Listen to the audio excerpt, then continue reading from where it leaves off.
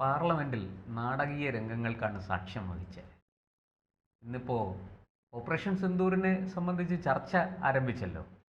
അപ്പോൾ ശശി തരൂരിനെ പ്രസംഗിക്കാൻ പാർലമെൻറ്റിൽ ഓപ്പറേഷൻ സിന്ദൂർ അവതരിപ്പിക്കാൻ പ്രതിപക്ഷത്തു നിന്ന് തന്നെ, അതായത് അദ്ദേഹത്തിൻ്റെ പാർട്ടി കോൺഗ്രസിൽ നിന്ന് തന്നെ അദ്ദേഹത്തെ നിശ്ചയിച്ചു. പക്ഷേ ശശി തരൂർ സമർത്ഥമായിട്ട് ഒഴിഞ്ഞു മാറി. എന്തുകൊണ്ടാണ് സാർ ശശി തരൂർ ഈ അദ്ദേഹത്തിൻ്റെ പാർട്ടി നിയോഗിച്ചിട്ട് പോലും ആ ഒരു പ്രവൃത്തിയിൽ നിന്ന് അദ്ദേഹം ഒഴിഞ്ഞു മാറിയത് എന്തുകൊണ്ടാണ്? എനിക്കിപ്പോൾ പെട്ടെന്ന് ഓർമ്മ വന്നത് ഈ അടൂർ ഗോപാലകൃഷ്ണൻ ശശി തരൂരിനെ കുറിച്ച് പറഞ്ഞത്. ഒരു ശരാശരി മലയാളിക്കുണ്ടാകേണ്ട ഔന്നത്യത്തിനും അപ്പുറത്താണ് തരൂർ നിൽക്കുന്നത്. അത് കുഴപ്പമാണ്. അതാണ് ഇപ്പോൾ അദ്ദേഹം അനുഭവിച്ചുകൊണ്ടിരിക്കുന്നത്. കഴിവ് കൂടിയാലും കുഴപ്പമാണ്. പിന്നെ അത് ഉൾക്കൊള്ളാനായിട്ട് മലയാളിക്ക് തയ്യാറാകത്തില്ല. അല്ല, മലയാളി മാത്രമല്ല, അല്ല, മൊത്തത്തിൽ കോൺഗ്രസ്സുകാരും അതാ. ഈ യഥാർത്ഥത്തിൽ ഓപ്പറേഷൻ സിന്ദൂറിനെ കുറിച്ച് സംസാരിക്കേണ്ടത് ആരാ? സംസാരിക്കാൻ നല്ല പ്രാപ്തിയുള്ളത് തരൂര് തന്നെയാണ്. ഇപ്പോൾ ഓപ്പറേഷൻ സിന്ദൂർ എന്ന് പറഞ്ഞാൽ നമുക്കിപ്പോൾ പെട്ടെന്ന് ഓർമ്മ വരുന്നത് തരൂരാണ് ആ ഓപ്പറേറ്റ് ചെയ്തതെന്ന് നമുക്ക് തോന്നിപ്പോകും. അതെ, അത്തരത്തിലായി തീർന്നിട്ടുണ്ട്. കാരണം ഇദ്ദേഹം ചെയ്തത് ഒരു കാര്യം എന്ന് പറയുന്നത് വിദേശങ്ങളിൽ പോയ ഒരു സംഘത്തിൻ്റെ തലവനായിരുന്നു, കാര്യങ്ങൾ വിശദീകരിച്ചു. അതെ, തരൂരിന് അല്ലാതെ തന്നെ പുറം ലോകത്തൊരു ജനപ്രീതി ഉണ്ട്. അതൊക്കെ കാര്യങ്ങൾ ഭംഗിയായിട്ട് അവതരിപ്പിക്കാൻ അറിയുന്ന ഒരാളാണ്. അദ്ദേഹത്തിന് അറിയാം. അദ്ദേഹം നമ്മുടെ രാജ്യം അക്കാര്യത്തിൽ എടുത്ത നിലപാടിനെ പ്രശംസിച്ചു, പ്രധാനമന്ത്രിയെ പ്രശംസിച്ചു. ഇതാണ് കോൺഗ്രസിനെ ചൊടിപ്പിച്ച കാര്യം. ഇപ്പം ഈ കോൺഗ്രസ് സഭയിൽ അവതരിപ്പിക്കാനായിട്ട് ഇപ്പം അവിടെ അവതരിപ്പിച്ച ഗൗരവ് ഗോഗെയാണ് അത് അവതരിപ്പിക്കുമെന്ന് പറഞ്ഞിട്ടുള്ളത്. പിന്നെ സ്പീക്കർ ഇദ്ദേഹത്തെ കൊണ്ട് തരൂരിനെ കൊണ്ട് സംസാരിപ്പിക്കാൻ ശ്രമം നടത്തുന്നു എന്ന് അറിയുന്നുണ്ട്. സ്പീക്കർ സംസാരിക്കാൻ ആവശ്യപ്പെടാം വേണമെന്നുണ്ടെങ്കിൽ. അങ്ങനെയാണെന്നുണ്ടെങ്കിൽ ചിലപ്പോൾ തരൂര് അതിനെക്കുറിച്ച് സംസാരിക്കും. തരൂര് സംസാരിക്കാൻ എഴുന്നേറ്റ് കഴിഞ്ഞാൽ ഇവിടെ ഇപ്പം കോൺഗ്രസ് ഒരു സംശയമുണ്ട് സാർ. തരൂര് സംസാരിക്കാൻ എഴുന്നേറ്റ, സാധാരണ ഭരണപക്ഷത്തുനിന്ന് ഒരാൾ സംസാരിക്കാൻ എഴുന്നേറ്റ പ്രതിപക്ഷം ബഹളം ഉണ്ടാക്കും. പ്രതിപക്ഷത്തുനിന്ന് ഒരാൾ സംസാരിക്കാൻ വന്നാൽ ഭരണപക്ഷം ബഹളം ഉണ്ടാക്കും. ഇതിപ്പോൾ തരൂര് എഴുന്നേൽക്കുമ്പോൾ അദ്ദേഹത്തിൻ്റെ പക്ഷത്ത്, പ്രതിപക്ഷത്തു നിന്ന് തന്നെ ബഹളം ഉണ്ടാകുമോ എന്നാണ് ഒരു സംശയം. അതൊരു സംശയമുണ്ട്. ഭരണപക്ഷം മുഴുവൻ കാതോർത്തിരിക്കും. അതെ, കൈയടിക്കുകയും ചെയ്യും. മോദി സഭയിൽ തന്നെ ഉണ്ടാവും അത് കേൾക്കാനായിട്ട് വേണ്ടിയിട്ട്. ഞാൻ ചോദിച്ചോട്ടെ, ഈ ഓപ്പറേഷൻ സിന്ദൂറിന് ഇങ്ങനെ ലോകത്ത് കാര്യങ്ങൾ വിശദീകരിക്കാൻ ഓരോ സംഘത്തെ തീർച്ചപ്പെടുത്തുന്നു. കോൺഗ്രസ് പാർട്ടിയോടെ ലിസ്റ്റ് ആവശ്യപ്പെട്ടായിരുന്നല്ലോ നേരത്തെ കേന്ദ്ര നേതൃത്വം. അപ്പോൾ കോൺഗ്രസ്സുകാർ കൊടുത്ത ആ ലിസ്റ്റിനകത്ത് തരൂർ ഉണ്ടായിരുന്നോ? ഇല്ല. മോദി കൂട്ടിച്ചേർത്തതല്ലേ? അതെ. അപ്പോൾ അന്ന് കൊടുക്കാതെ ഇന്നിപ്പോൾ കോൺഗ്രസിന് എന്താ ഈ തരൂരിനെ ഇപ്പോൾ പാർലമെന്റിൽ സംസാരിപ്പിക്കണം? അതിൻ്റെ പുറകിലൊരു ഗൂഢ ഉദ്ദേശം ഉണ്ട് എന്ന് തോന്നുന്നുണ്ട്. കാരണം എന്താ വെച്ചാൽ ഈ ഓപ്പറേഷൻ സിന്ദൂരിനെതിരായിട്ട് സംസാരിക്കാനാണ് പ്രതിപക്ഷം ഉദ്ദേശിക്കുന്നത്. അപ്പോൾ അത് വിപ്പ് കൊടുത്ത് പ്രതിപക്ഷ അംഗങ്ങൾ സംസാരിക്കാൻ വരുമ്പോൾ സ്വാഭാവികമായിട്ടും അവർ തമ്മിൽ ആ കാര്യത്തിൽ ഒരു ഐക്യം ഉണ്ടാകണം. അതിന് പകരം അതിന് വിരുദ്ധമായിട്ട് തരൂര് സംസാരിച്ചാൽ അത് തരൂരിൻ്റെ ഈ മെമ്പർ ഓഫ് ലോക്സഭ MP എന്നുള്ള പദവിക്ക് തന്നെ ഒരു ഭീഷണി ആകുമോ എന്നൊരു സംശയമുണ്ട് എനിക്ക്. തരൂര് ഓപ്പറേഷൻ സിന്ദൂറിനെ എതിർത്ത് സംസാരിക്കും? അത് സംസാരിക്കില്ല, ഒരിക്കലുമില്ല. കാരണം തരൂര് അപ്പോൾ പിന്നെ വിദേശത്ത് പോയി പിന്നെ എന്ത് പ്രസക്തി? നാട്ടുകാർ കൂവി വിളിക്കും. ഈ ഓപ്പറേഷൻ സിന്ദൂറിനെ എതിർത്തുകൊണ്ട് കോൺഗ്രസ്സുകാർ സംസാരിച്ചു കഴിഞ്ഞാൽ രാജ്യത്തിനകത്ത് അവരുടെ ഉള്ള പേരുകൂടെ പോകത്തില്ല. അല്ല, അവർക്ക് അതിലൊരു വിഷമമില്ല, അല്ലെങ്കിൽ അതിൽ അവർക്ക് യാതൊരു ഭയവുമില്ല. അവർക്ക് എങ്ങനെയും ഈ നരേന്ദ്രമോദിയെ അടിക്കാൻ കിട്ടുന്ന ഒരു വടിയും കളയരുത്, ഒരവസരവും കളയരുത്, പാഴാക്കരുതെന്നാണ് കോൺഗ്രസിൻ്റെ തീരുമാനം. അതുകൊണ്ട് നമുക്ക് നാളെ എന്ത് സംഭവിക്കും എന്നവർ ചിന്തിക്കുന്നില്ല. അതായത് മോൻ ചത്താലും വേണ്ടില്ല, മരുമോളുടെ കണ്ണുനീര് കാണാമല്ലോ എന്ന് ചിന്തിക്കുന്ന അമ്മായിയമ്മയുടെ സ്വഭാവമാണ് ഈ കാര്യത്തിൽ കോൺഗ്രസിനുള്ളതെന്ന് വ്യക്തമാണ്. അല്ല, ഇപ്പോൾ അത് കോൺഗ്രസിനെ ഒന്നുകൂടെ അപ്പോൾ വെട്ടിലാക്കത്തില്ലെന്ന് എനിക്കൊരു സംശയമുണ്ട്. തരൂര് സംസാരിക്കാതിരിക്കും. ഭാവിയിൽ അത് തീർച്ചയായിട്ടും കോൺഗ്രസിന് ഇതെല്ലാം മറുപടി പറയേണ്ടി വരും ജനങ്ങളുടെ മുന്നിൽ. പക്ഷേ ഇപ്പോൾ തരൂരിന് താല്പര്യമില്ല എന്ന് അറിയിച്ചു.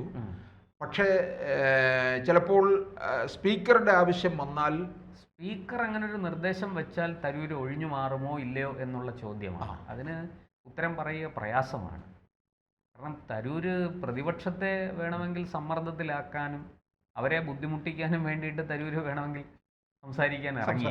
കാരണം തരൂർ സംഘത്തിന്റെ തലവനായിരുന്നു തീർച്ചയായിട്ടും. മാത്രമല്ല അദ്ദേഹത്തിന്റെ ഇടപെടൽ കൊണ്ടാണല്ലോ ഒരു ഈ കാര്യത്തിൽ നമ്മുടെ വാദങ്ങൾക്ക് കൂടുതൽ സ്വീകാര്യത വന്നത്. ലോകരാഷ്ട്രങ്ങൾക്ക് മുന്നിൽ, പ്രത്യേകിച്ചും അമേരിക്കയിലെ അദ്ദേഹത്തിന്റെ ഇടപെടലുകൾ, അത് വലിയൊരളവ് വരെ നമുക്ക് ഓപ്പറേഷൻ സിന്ദൂരിൽ ഒരു മേൽക്കൈ ഉണ്ടാക്കാൻ സഹായിച്ചു. എനിക്ക് തോന്നുന്നു തരൂരിന് പിന്നിൽ ഇതിൻ്റെ കാര്യങ്ങളൊക്കെ വർക്ക് ചെയ്യുന്നത്, ഇതിനകത്തൊക്കെ പിന്നെ BJPയുടെ കൂട്ടുകെട്ടും കാര്യങ്ങളും ഒക്കെ ഇതിനകത്ത് വരുന്നുണ്ടെന്ന് എനിക്ക് തോന്നുന്നു. അമിത്ഷായുടെയൊക്കെ തന്ത്രമൊക്കെ ഇതിനകത്ത് അല്ല. BJP രാഷ്ട്രീയം കളിക്കാൻ BJPക്ക് നന്നായിട്ട് അറിയാം.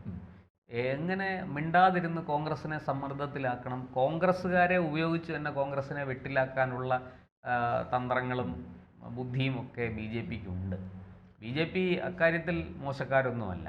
അവർ ഏതടവും പയറ്റാൻ അവർക്ക് അറിയാം. ഇപ്പൊ തന്നെ തരൂരിനെ നമ്മുടെ പ്രതിപക്ഷ നേതാവ് രാഹുൽ ഗാന്ധി ആണെങ്കിൽ കൊണ്ട് തല വെച്ചു കൊടുക്കുക. ഇപ്പൊ നമ്മൾ ഇടയ്ക്കിടയ്ക്ക് പറയുന്നുണ്ട് തരൂരിന് വലിയ സ്ഥാനം തന്നെ കൊടുക്കുമെന്നുള്ളത്. ഇപ്പോൾ കഴിഞ്ഞ ദിവസം കേരളത്തിൽ വന്നപ്പോൾ അദ്ദേഹം 1-2 പ്രധാനപ്പെട്ട പരിപാടികളിൽ പങ്കെടുത്തു. പാലയിലും അല്ലേ, രൂപതയുടെ ജൂബിലിയിലും. അതെ, പാലാ ബിഷപ്പ് നേതൃത്വം കൊടുത്ത ഒരു പാലാ രൂപതയുടെ എനിക്ക് തോന്നുന്നു അതിന്റെ പ്ലാറ്റിനം ജൂബിലി, പിന്നെ തിരുവനന്തപുരത്ത് കേശവദേവ് പുരസ്കാരം അതൊക്കെ വാങ്ങാനായിട്ട് എത്തിയിരുന്നു. അപ്പോൾ അദ്ദേഹം മാധ്യമപ്രവർത്തകർ ചോദിച്ചു ഉപരാഷ്ട്രപതി സ്ഥാനത്തേക്കുള്ള കയറ്റത്തെക്കുറിച്ച്. അയ്യോ എന്നൊക്കെ പറഞ്ഞ് ഒഴിഞ്ഞു മാറി. പക്ഷേ എന്നിട്ട് UN സെക്രട്ടറി ജനറൽ സ്ഥാനത്തേക്കും ചോദിച്ചു. അതിന് അദ്ദേഹം ഒരു ഉത്തരം നൽകി. ഏഷ്യയിലേക്ക് ഇനി അതിന് അവസരം കിട്ടുന്നത് 2040. 2040 തരൂരിന് എത്ര വയസ്സ്? നല്ല പ്രായം. ഇപ്പൊ ഒരു 70 10-15 കൊല്ലം ഇനിയും കിടക്കുന്നു. ഇപ്പൊ ഒരു 70, 68, 69. അപ്പൊ ഈ അപ്പോഴത്തേക്ക് പിന്നെ തരൂരിന് 83 വയസ്സാകും. അപ്പൊ ചിലർ ചോദിക്കുമോ 83, 82 വയസ്സിലല്ലേ VS കേരളത്തിന്റെ മുഖ്യമന്ത്രി ആയതെന്ന് ചോദിക്കും. പക്ഷെ UN സെക്രട്ടറി ജനറൽ ആകാൻ അവർക്ക് ചിലപ്പോൾ പ്രായപരിധി ഉണ്ടെങ്കിലോ തരൂർ ചിലപ്പോൾ ഉന്മേഷവാനായിരിക്കാം. അപ്പോൾ എനിക്ക് തോന്നുന്നു തരൂരിന് വേറെ ഏതെങ്കിലും പദവിയിലേക്ക് വരും. ഇന്ത്യയിൽ തന്നെ ഉപരാഷ്ട്രപതിയോ അതിന് മുകളിലുള്ള പദവിയോ അല്ലെന്നുണ്ടെങ്കിൽ നയതന്ത്രപരമായിട്ടുള്ള എന്തെങ്കിലും വലിയ സ്ഥാനം BJP കൊടുക്കാൻ കണ്ടുവച്ചിട്ടുണ്ട്. അതായിരിക്കും എനിക്ക് തോന്നുന്നു ഈ കാര്യങ്ങളെല്ലാം. തരൂരിനെ പോലൊരാളെ അദ്ദേഹം ഭരണപക്ഷത്തിരുന്നാലും പ്രതിപക്ഷത്തിരുന്നാലും അദ്ദേഹത്തിൻ്റെ കഴിവുകൾ രാജ്യത്തിന് വേണ്ടി ഉപയോഗിക്കുക, പ്രയോജനപ്പെടുത്തുക എന്നുള്ളതാണ്. അത് BJP തീർച്ചയായിട്ടും ചെയ്യുമെന്ന് തന്നെയാണ് എൻ്റെ പ്രതീക്ഷ. എനിക്ക് തോന്നുന്നു ഇതൊക്കെ ഈ പാർലമെൻറ്റിൽ ഈ സെഷനിൽ ഇതൊക്കെ ഒന്ന് പൂർത്തീകരിക്കാൻ വേണ്ടി നിൽക്കുകയാണ്. ഈ ഓപ്പറേഷൻ സിന്ദൂറിൻ്റെ വിശദീകരണം അത് മുഴുവനൊന്ന് ബോധ്യപ്പെടുത്തുക.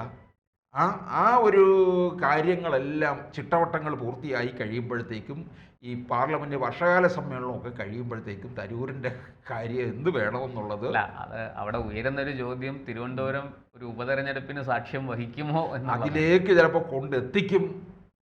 BJPയുടെ ആ നീക്കവാത്തരത്തിലായിരിക്കും. അത് ചിലപ്പം നിയമസഭാ തെരഞ്ഞെടുപ്പ് സമയത്ത് വരെ പോകാം. കാരണം എന്തായാലും 26 BJP കേരളത്തിൽ പിന്നെ ഒരു നിർണായക വർഷമാണ്. എന്തെങ്കിലുമൊക്കെ പുതിയ കാര്യങ്ങൾ സംഭവിക്കും, രാഷ്ട്രീയ മാറ്റങ്ങൾ. കോൺഗ്രസും UDFും ശരിക്കും ഒരു ഡു ഓർ ഡൈ സിറ്റുവേഷനിലാണ് കേരളത്തിൽ നിൽക്കുന്നത്. അവർ കേന്ദ്രത്തിൽ അവരുടെ നിലനിൽപ്പ് വലിയ രീതിയിൽ അപകടത്തിലായി കഴിഞ്ഞു. പക്ഷെ കേരളത്തിൽ ഇതിങ്ങനെ തുടരണോ വേണ്ടയോ? കാരണം കേരളം ഇപ്പോഴും അവർക്കൊരു പച്ചത്തുരുത്താണ്.